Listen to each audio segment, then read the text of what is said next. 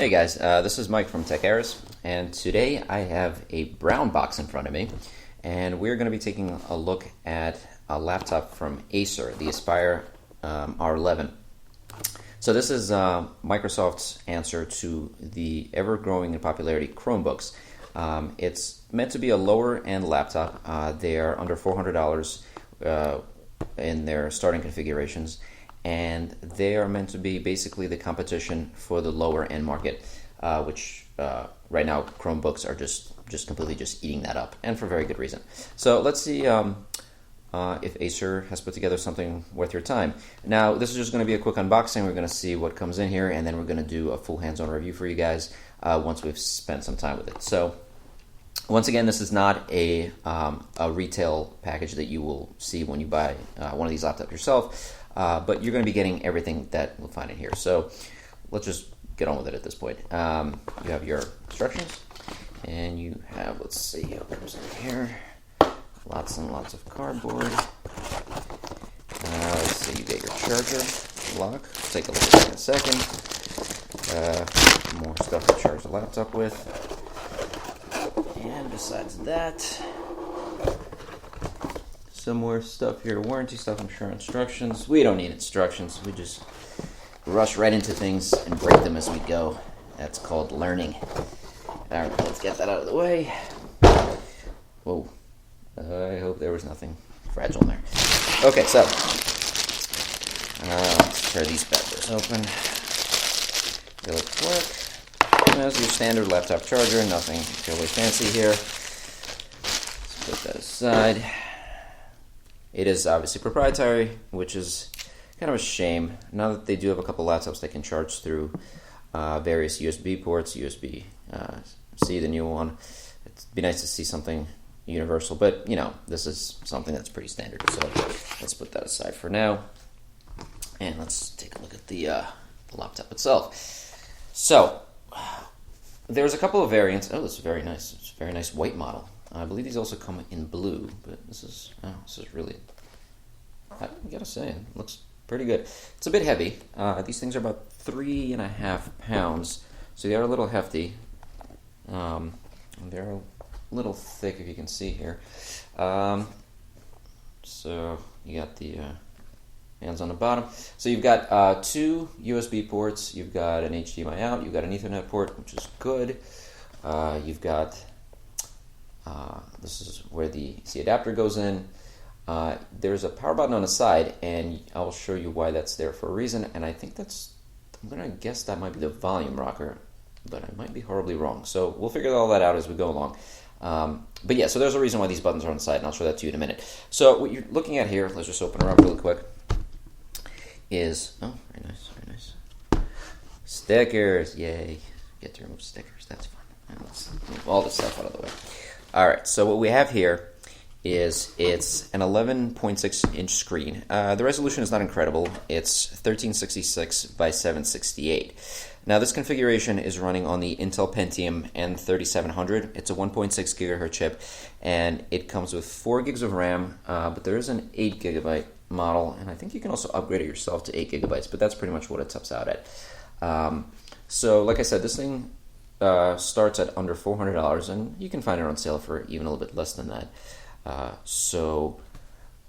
It's definitely on the affordable range, but it's not Chromebook cheap, and it's actually, there's going to be an Acer Chromebook R11 that's coming out later this year, which is going to be even less expensive. So, but this is running full Windows 10. So that's going to be, we're going to take a look, see if that's an important differentiator, see if the quote-unquote full operating system is worth the extra costs. Just by comparison, I have another Acer here. This is actually my older Acer Chromebook. You can see them side by side. Both have an 11.6-inch screen. The Acer C20 is a little smaller. It's also significantly lighter, but you know, this is a Celeron chip. It's only got 2 gigabytes of RAM, and it's also a couple of years old. But overall, you know, they're pretty comparable. So yeah, so the Acer is not the prettiest thing in the world, but it is nice. I have to say, it feels nice in the hand. Like I said, a little heavy. Now, the cool thing about this, what really differentiates this, is that first of all, it comes with a full. It's a full touchscreen. Look at me. There you go. I'm touching it. Except when it's on, it actually responds and do things. And it's a bunch of things in one device. I don't like calling them 2-in-1s, 3-in-1s, because honestly, once you get to a certain point, you can do whatever you want with them.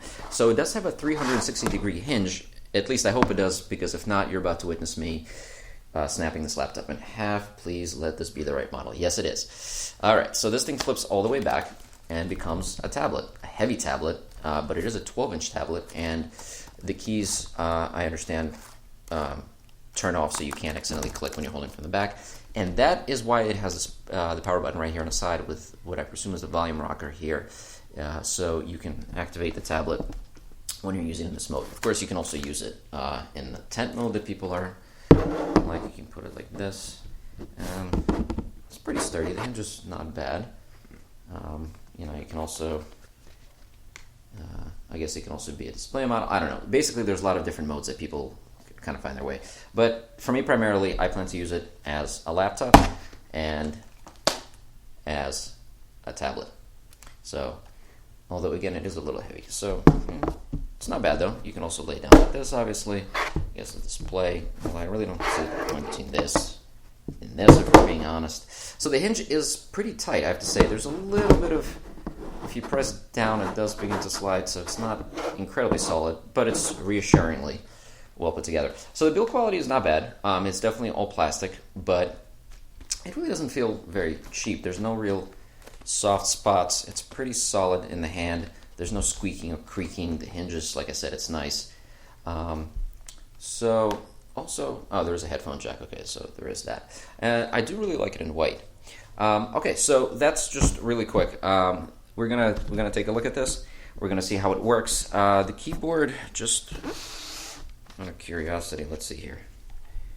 I want to see if the keyboards are comparable. So if you put the two side by side, again, this is the old C720. The keyboards are pretty similar in size. It looks like the keys on the R11 are actually a little bit bigger, but there's more space on these ones.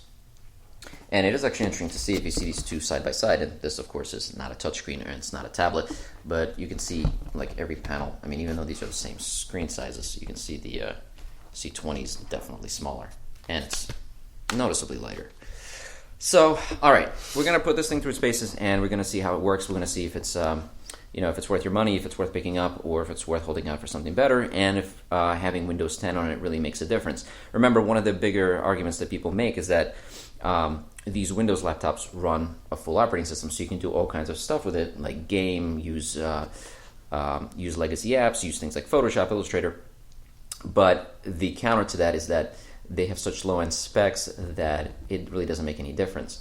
So we're gonna take it for a spin. I'm gonna put some stuff on it and see if it's worth it, or maybe whether the Chromebook version might actually make more sense. All right, I do like this though. I have to say, I'm a big fan of this. This whole 2-in-1 thing. Oop, I said it. I said 2-in-1. Is really growing on me. I really like this. I don't really see the point of tablets anymore, but I'm getting off topic. Either way, if you guys have any specific questions about this, leave some comments below. Find us on social media, and we'll try to get to as much of that as we can. I'll also be on Periscope here and there, playing with this and answering some questions as we go along. So yeah, let us know if there's anything particular you guys need us to cover, and we'll have a full review for you guys shortly. All right, we'll talk to you in a bit. Thanks, guys.